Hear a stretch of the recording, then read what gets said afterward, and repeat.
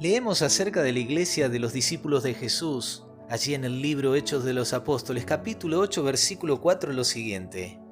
Pero los que fueron esparcidos iban por todas partes anunciando el Evangelio.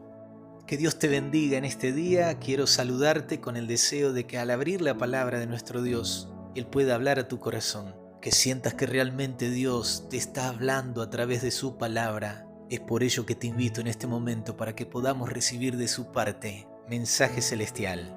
Pero antes de compartir esta última reflexión de lo que ha sido el tema de esta semana, quiero hacerte la invitación para que Dios mediante, en esta próxima semana que estaremos comenzando por su gracia, podamos compartir una temática bien esencial, bien necesaria para nosotros. Cultiva actitudes positivas. Entendiendo de que vivimos en tiempos de crisis, de necesidades, de luchas, se hace necesario cultivar pensamientos y actitudes positivas. Y hablaremos de este tema analizando una historia bíblica del Antiguo Testamento, pero eso será, Dios mediante, a partir de mañana.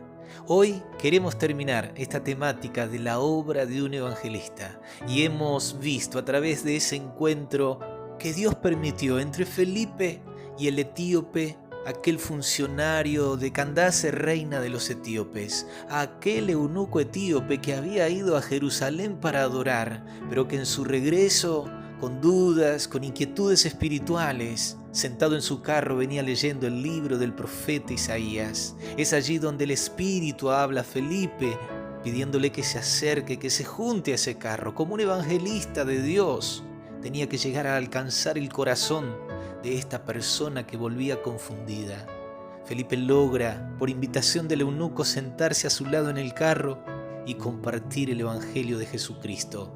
El etíope queda convencido de las verdades del Evangelio, queda cautivado por el amor del Mesías, aquel que estaba revelado a través de la profecía de Isaías capítulo 53. A tal punto que llegando a un lugar donde había agua como para poder ser sumergido, pide el bautismo. Allí Felipe baja con él, le bautiza y esta historia termina de la mejor manera. Cerrando el relato bíblico, la historia de Felipe con el eunuco etíope, en los versículos 39 y 40 nos dice que cuando subieron del agua, el Espíritu del Señor arrebató a Felipe y el eunuco no le vio más y siguió gozoso su camino. Pero Felipe se encontró en Azoto y pasando anunciaba el Evangelio en todas las ciudades hasta llegar a Cesarea. De esta manera vemos que para alguien que predica el Evangelio, la mayor alegría, el mayor gozo es ver las personas entregadas a Cristo por medio del bautismo, es ver las personas convencidas y con gozo como aquel etíope que siguió su camino. Aquel que venía confundido y hasta quizás un poco triste, desilusionado por no haber encontrado respuestas en Jerusalén, ahora después de haber encontrado la maravillosa verdad del Evangelio a través de Felipe, sigue con gozo su camino hacia su tierra. Y aunque no pudo ver más a Felipe, a aquel que lo instruyó en ese recorrido, no obstante, la presencia de Jesús en su corazón trajo alegría. Por otro lado, el verso 40 dice que el Espíritu guió a Felipe hacia otros lugares. Llegó hasta cierto lugar y dice que en todas las ciudades por donde él iba, anunciaba el Evangelio.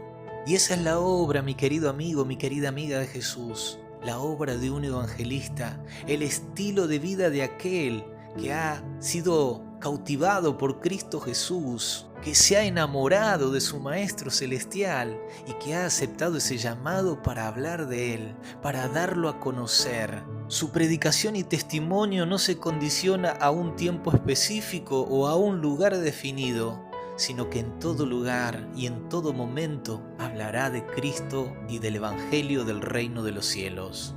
Y así era la vida de los discípulos de Cristo, de esta iglesia del primer siglo.